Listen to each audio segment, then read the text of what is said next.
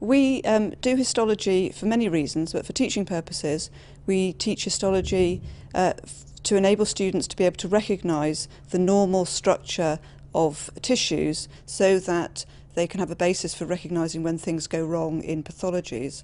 And also it enables them to be able to relate the structure of tissues and cells to their specific function.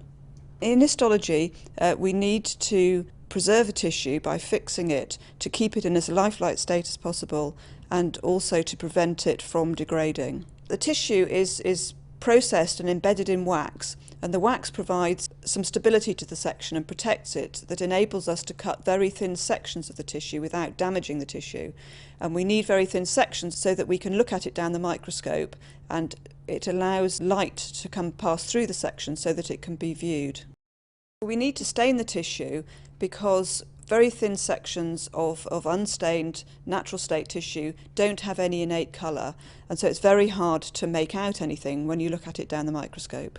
We stain tissues with a variety of different dyes and colours because they have different properties, and different dyes will stain different parts of the cells and the tissue, and this enables us to use the appropriate dye to illustrate the part of the tissue or the cell that we really want to emphasise. Well, traditionally students would view microscope slides using a light microscope.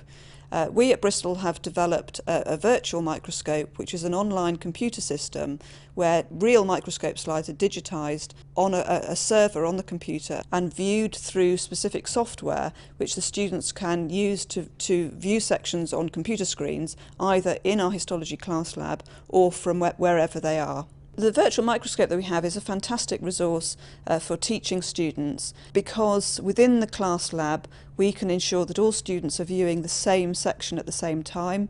It's very easy to look at images on the screen and to talk about what you're seeing and explain what it is that students are seeing on the screen.